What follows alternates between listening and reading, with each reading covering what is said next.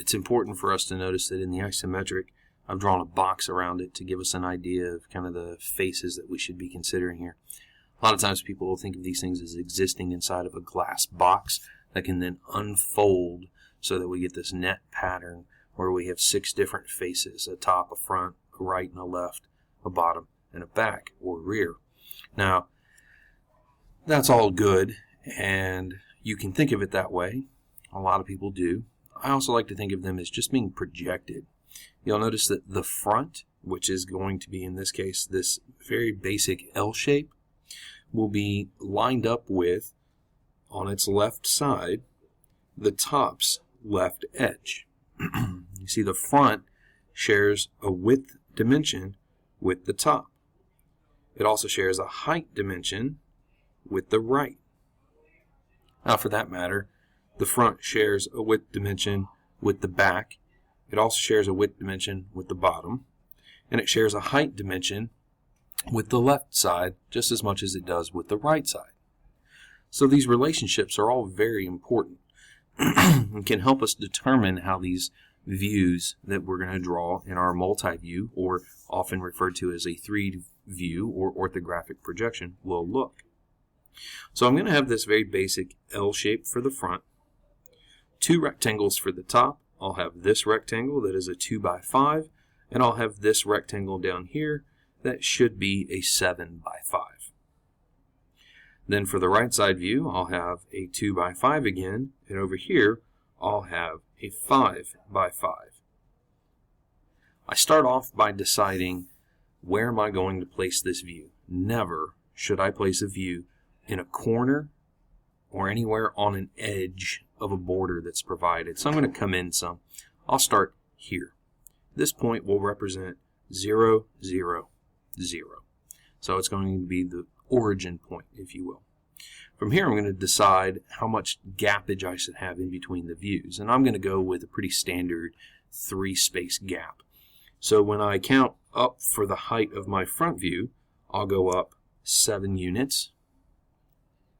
1, 2, 3, 4, 5, 6, 7. Make a little mark.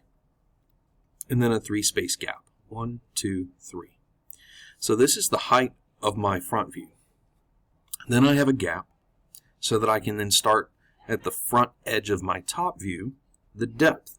Now the depth in this case is 5 units deep. 1, 2, 3, 4, 5. I'll connect all 4 of those points together with a straight edge and draw a construction line through them. And this gives me the left edge of my front and the left edge of my top. Notice that they are aligned with each other. Common mistake will be that students will draw the front view somewhere down here and then the top view somewhere over here because they know it has to be above the front. But you have to remember that they're aligned because the projection of the left edge on the top, that point, should then project down to the left edge on the front, which starts here and goes down to here. Now I'm going to count over in width, since the front and the top share those width dimensions. The total width is 9, so let's start there. 1, 2, 3, 4, 5, 6, 7, 8, 9. And I'll count over from the other 3 as well, just to double check. 1, 2, 3, 4, 5, 6, 7, 8, 9. And I'm fairly confident that's the case, so I'll just come up another 3 and another 5. I'll connect those together with a lightly drawn vertical construction line. Remember to use that straight edge. Then, after I have those 2 lines, I'll think about the space that I need to provide for this feature right here. Now, it's only 2 units wide. 1, 2, or I can count down here. 1, 2, and I see that that's where this edge would project all the way down to the bottom. So I'll mark that 2, and if I need to, I can mark it on all the other ones to give me multiple points of contact to make my straight line. Graph paper helps a lot with this, so it's not 100% necessary. And I'll mark that gap. Then I'll give myself a 3-space gap over here. 1, 2, 3, and this will give me the identification of where my right side view will start. This will be the front edge of my right side view. And it's going to be located down here. Now the reason I'm marking space up here is so that if I needed to, I could project over and down. Now the graph paper really helps us with projecting over and down and not really needing a 45-degree line or any kind of projection tool, but it is a good practice to get into for when you don't have graph paper and you still have to provide a multi-view sketch like these. So now I have the front edge of my right side view. That would be here. And I need to count its depth. And just like with the top, it's 5 units. So 1, 2, 3, 4, 5.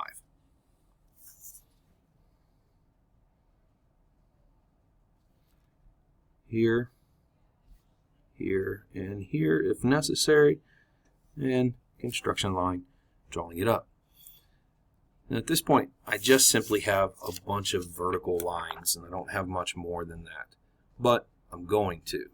I'm going to start now getting in all the other lines that I need that move horizontally. For example, on the front face, since I have my width being marked by vertical lines, then I'm going to have my height marked by width lines. Same will happen over here. On this right side view, I have my depth marked with vertical lines, and I'm going to mark my height with width lines.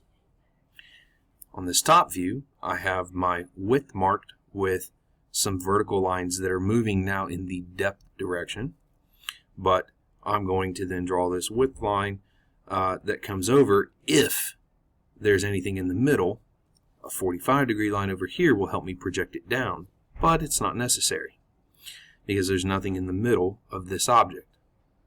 So it's really just going to be the front and the back. Now on the right side, although I'm drawing a width line through the front all the way across to here, the width line that I draw for the entire sketch will actually be a depth line on this side, just like it's a depth line here.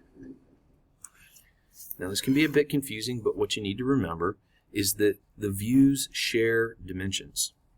The front view shares the width with the top, the height with the sides. It also, with the top, shares depth with the sides. So width, top and front, depth, top and right, height, front, and sides. So if you remember those, hopefully you'll be able to sketch this out. Now, if I project this edge over to the left edge of my isometric, I find that 2 units up is where it's located. I can also count that anywhere along this feature. So I'll come up 2 units, sketch that in with a nice light construction line, and I'll bring it all the way across to the right side. All the way across.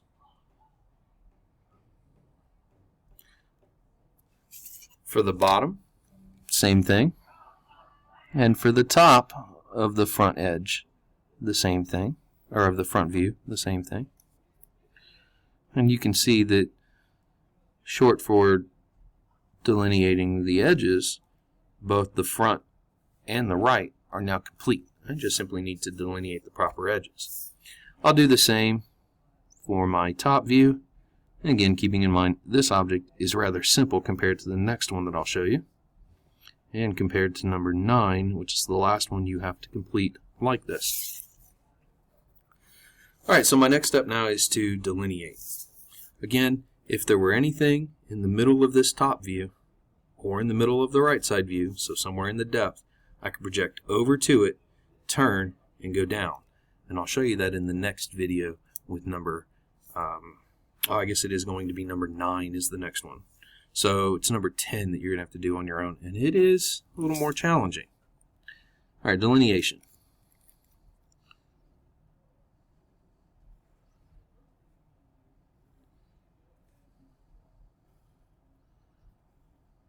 just like that.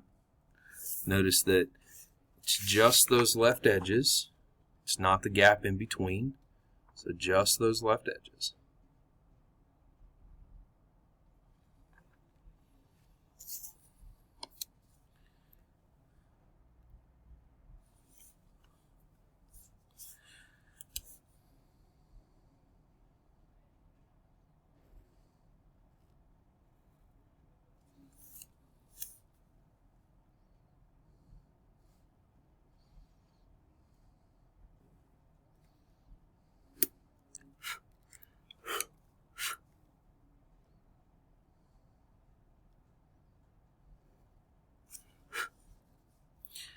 And the right edge here and here.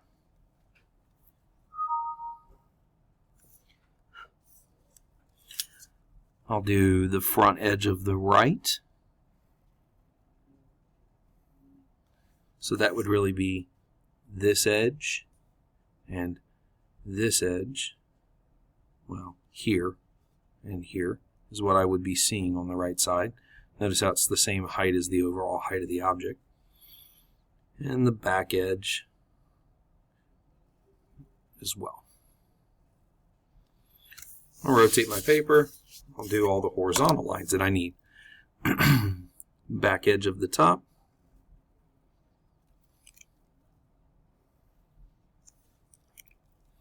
And the front edge of the top.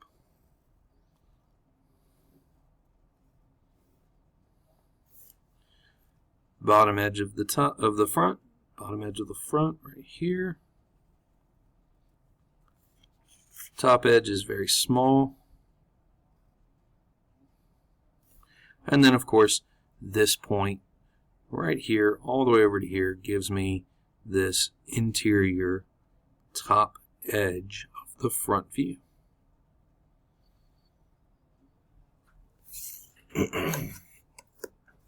We'll do the same on the right, bottom, interior, and top.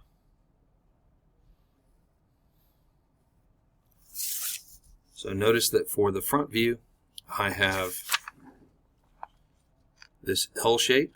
I didn't delineate these two construction lines, but I do have the L shape, which we see here. I do have the two rectangles that I said I'd have for the top, this one and this one, right here, and they are aligned appropriately with the front.